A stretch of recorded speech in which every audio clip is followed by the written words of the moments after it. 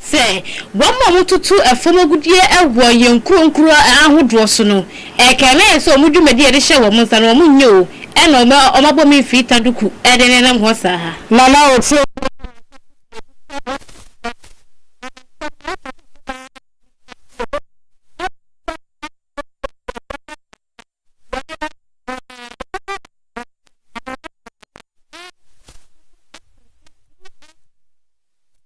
banu eni enya yepa ebola yade yi ata amane homeso gidigidi enipa makomako aduosia enum afamu ahwere wo mo enkwa esa Esamno ena abusia wei ya boboso edi asemo eyabofo bi adaroma ena atosimani bi edi amanuanu banu yesi enkonya esomo ene ewei beginning Toma Plus can be Big Joe Paint Enterprise Sasso and that school Domosh Medical Center Richland Kitchen Services afei banish papa banuma benya pomudin dia na special ice natural mineral water Virgo Target electricals and home appliances can ho bia water simani bi edi amaye mimidin edi mame akosia akon ewe mene Shumo dehema ya for you akafo ni chomu neo abusia me fasie wonsamase ade amamo enewe ya na meshasie afri eye arawusemu na arawusemu wedie afri eye kusali chip compound na say eye nurse ni bi eja no ye fa na dwuma enche kura ni din ene na fisa adama na bami ahre ne kwa wobra wokopiemu eweye golu na golu hon wokokoji endrum ade abakusali ho ababebo mapomudi hwa so etimi akoso ewo wo mu patem ho na asema meke sisala west masinimu ena ye kusali ene golu wo mu nyina eye kuru anase brono a ewo ho na enchemu kakra ba no eche se ebra eye ebra de etwabia ena madam na fisa wo ye na de se entraba na endru na aba no so ewo golu jiso wo kwa odi motorbike etna so kadi kakra ekwa eye golu wo no okwaji endru ni diaba na wobro kwa ya wakwaji na sunwie kwa so kama mami esasa nachi abefie akwaye gusala ho nyame afafie wo mu etwemtwe se ya de frama kakra bi efaya na ase ensuo no pese egugu kakra ntina frama no emu edin ye pa na eba ne sanse de na enframa na je ebi fa ha ebi wura ha na tie ko nani no na walusu control kakra enti moto ba ko bi ono so enam kwan so wo ba ena ene eye madam na fisa moto yi ekodi from nam so ama mami aje kura want me enka bia wati nananom esiedo wei eni amane free eye kusali eno ewo sisala west masini maiwei menye bia mere asomu eweye ewapam to brekase no eso won so fofo mo no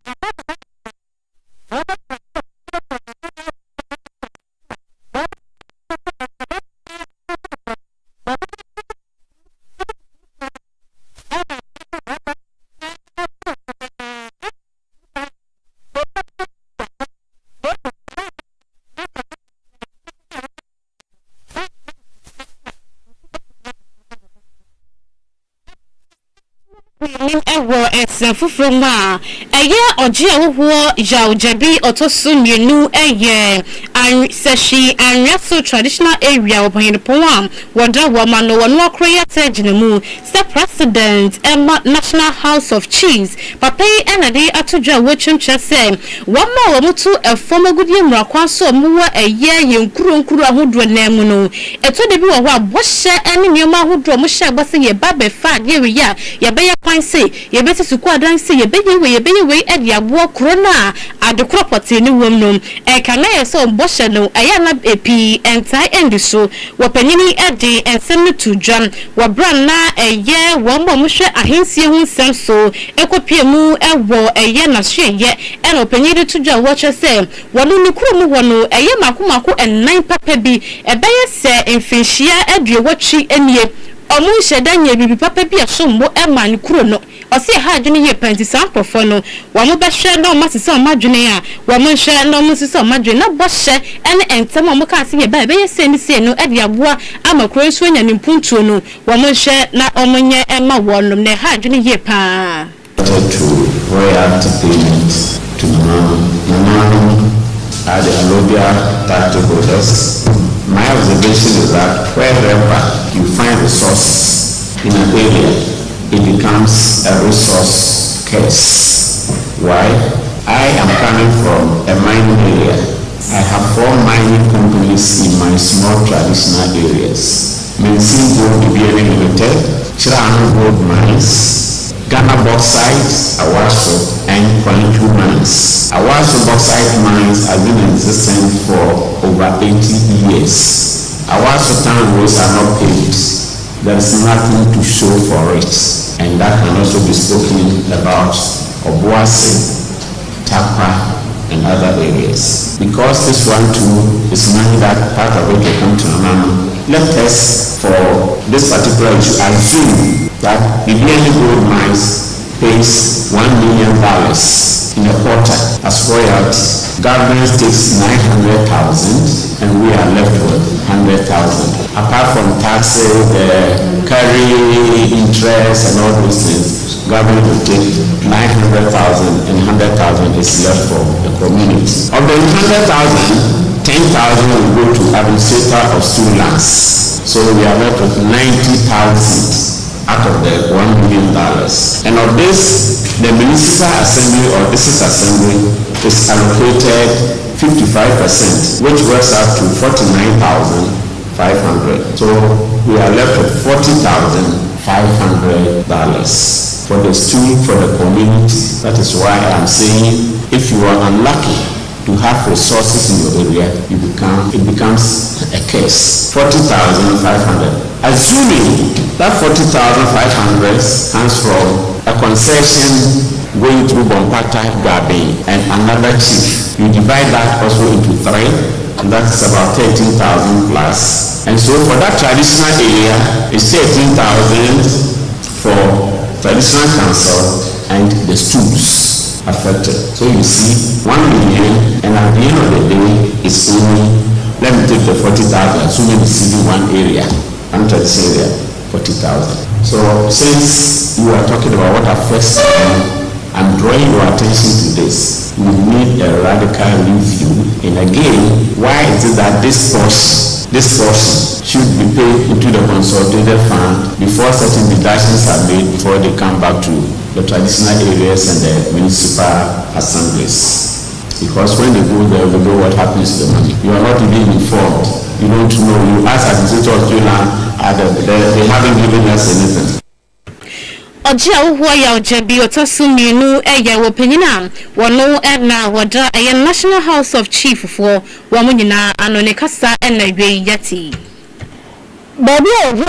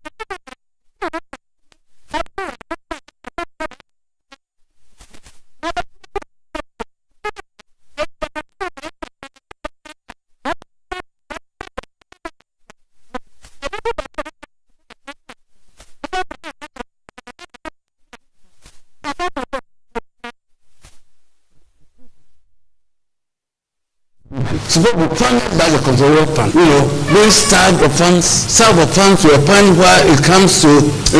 it becomes anemic and suffer death. We look at staffing of the traditional councils.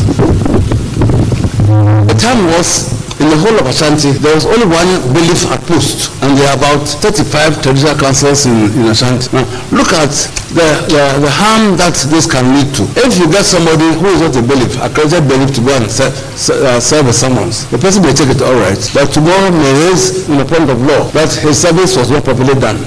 It's a major due process because it was just served by a competent bailiff. And for all that we have done, it comes to naught. Staffing, there are a lot of people who are looking for jobs. Can't the staffing levels at the traditional councils, at the national sub-chiefs, regional sub-chiefs be trained to lubricate the wheels of justice that we are operating? The time was when legal advisor retired, and it took quite some time before we got somebody to my friend was to come in and serve as counsel for the registrar. Can't we have a symbiotic relationship where you can have the AG's office sending personnel to the House of Chiefs to act as legal consultants or as legal advisors? Because when we started hearing judicial cases here in 1975, Justice Akins was then the president.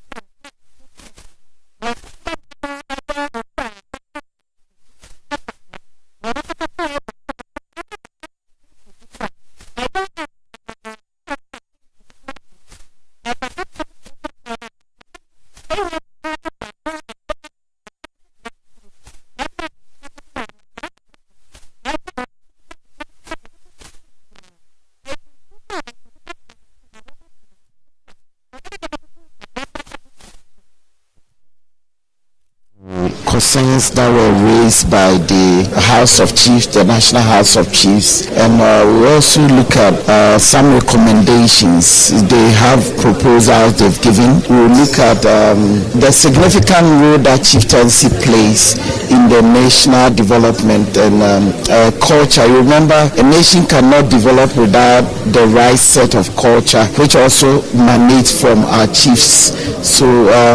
these proposals and the discussion that went on today is something that is laudable, and they also appreciate the fact that it is the first time that a committee is coming, a committee of parliament is coming to them to engage them. We want this be not the first, but we'll have further engagement to fine-tune some of the concern, to look at the Chieftaincy Act of 2008, where there has to be a possible amendment legislation instrument that will go with the Parent Act for proper implementation. We all know how much chieftaincy disputes is causing this nation, the amount of funds that tends to go through Ministry of Defense and other ministries. Meanwhile, they express the concern that most of the House don't have what it takes to adjudicate cases. So we'll quickly make sure that we'll put together, we'll review the report and submit same to Parliament or the plenary for further developments that will come.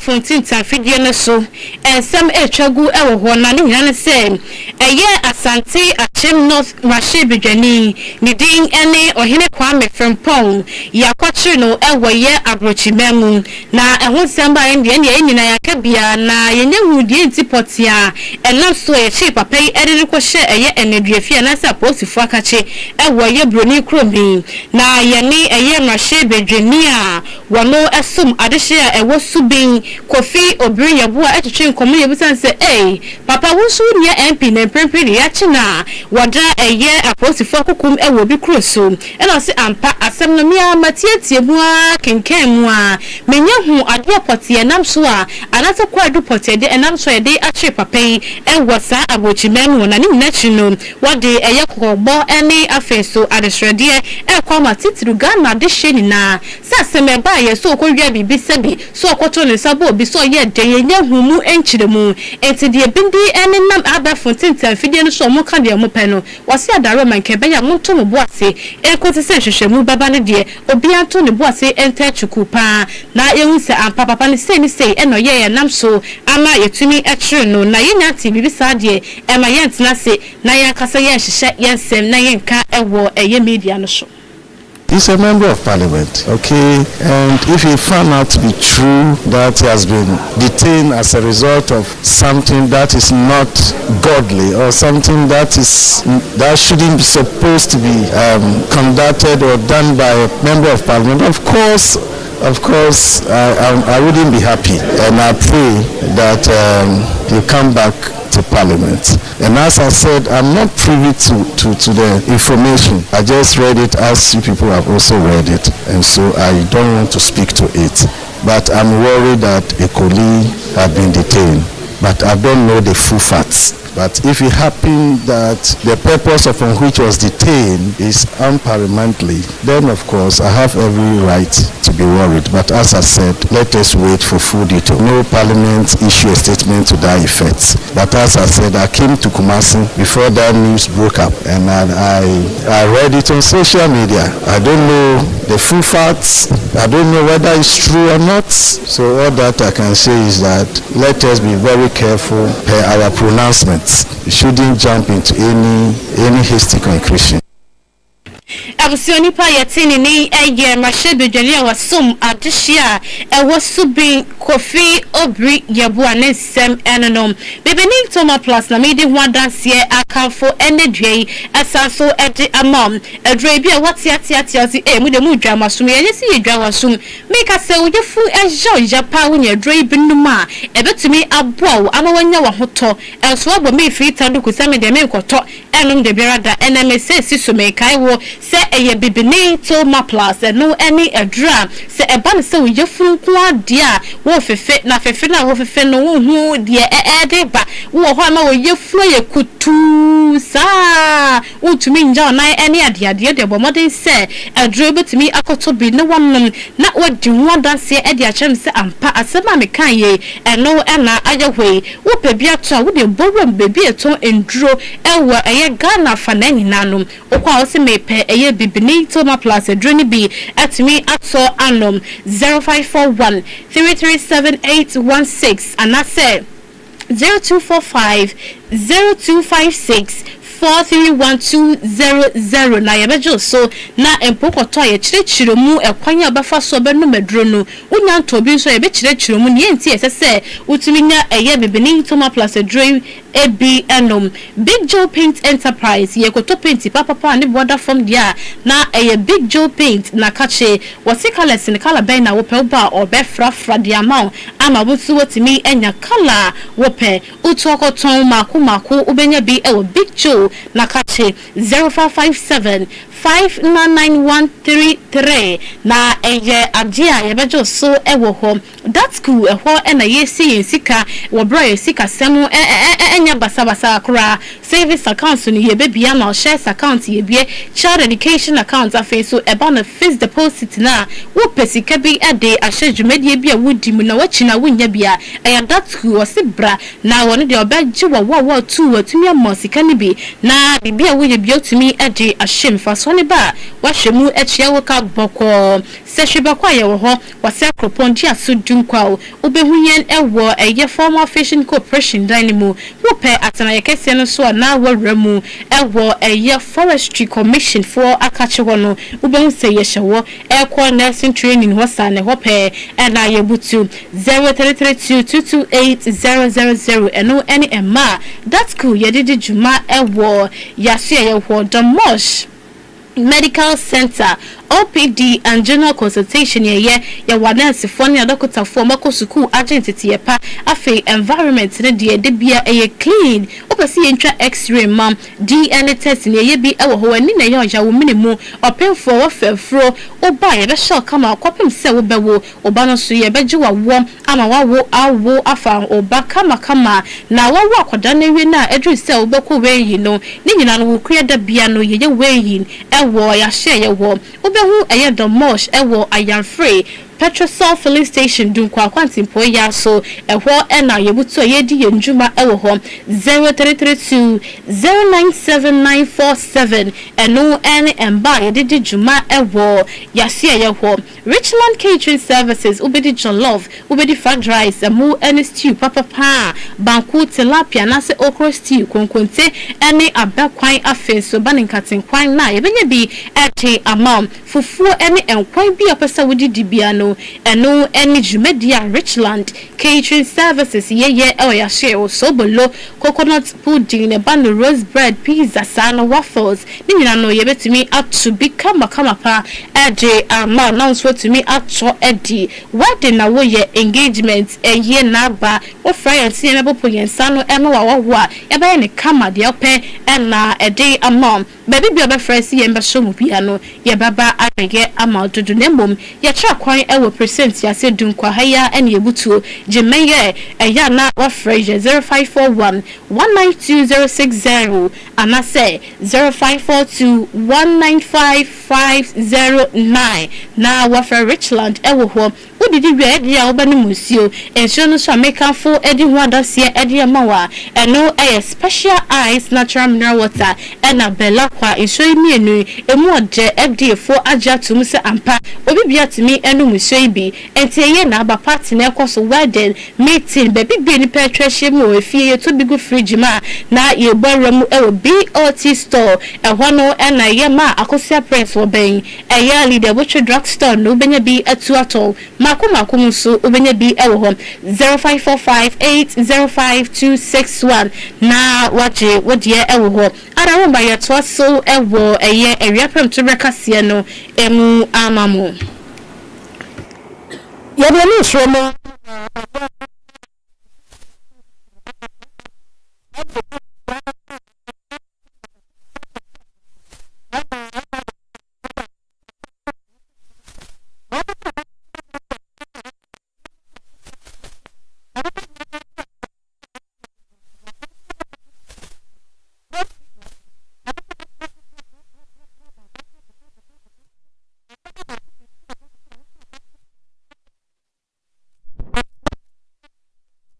fine aba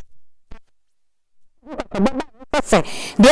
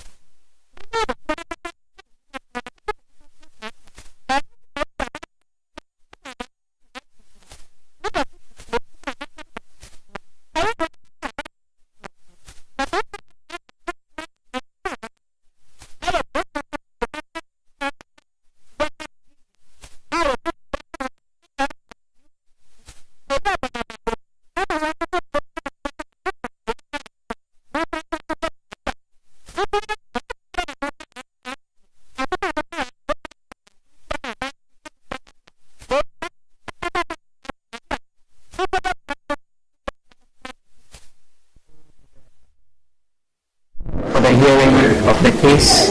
involving our members who are on strike at NIA. Thankfully, the commission heard us, heard the other parties, and has given certain directives. That is the appointed legal entity to deal with these matters. So as a responsible union, we have taken the directives in good faith. We think it is fair. We have a meeting this evening to discuss with the council of the union at NIA, and definitely we believe that with this directive, all the parties will honor their side of the obligation so that we can bring this matter to a close. So for now, the NLC's directive to call off the strike stands, and we will do whatever we have to do to make sure that tomorrow the staff of NIA are back to the office. We want to appeal that all stakeholders, especially the Ministry of Finance and the Fair Wages and Salaries Commission, help all of us to ensure that we keep peaceful industrial atmosphere.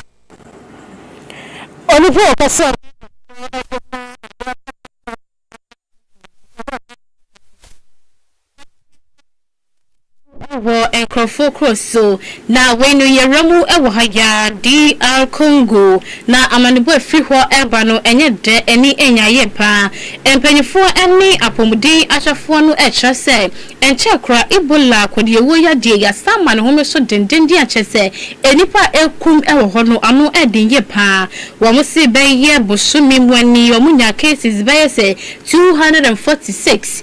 na sentem enipa makumaku eduosie enum papa bi 65 ena afamu ahwere wo nkwane nyina no eye Ebola yade bi ena asa ama ne honyo so ewo ho na omo twemtwe se bebi yade efrifri ba na se wo ma enya wo mo kese pa eye yenwanu mo mo ti bebi yetu efom agudie eho ena sankrofo no yade no echichichi wo mo ye pa na so ne nyina chi no empanyifo wo mo hwe apomudie hu ensem so ena afenso aban mu empanyifo ede atudwa ehya se enya jambet na se aye enhwehan ama yade wotumi abetwafo wo mo so sa wo mo ede enhyehye sefata ne nyina no egu akwamu na aboa ama aye yade no eso etimi atekura enentu we ene asem ena afenso arahosem a efri eye DR Congo eba awie banya bi ede asomo ewo premtibre kasi so Vego Target Electricals and Home Appliances yebeto eye one week gang all gang ne dia na eye ho ene sisi yedi yeni echemu ewo ho eba ni cables rod upe ceiling standing fan TV and a fridge China doors u sit down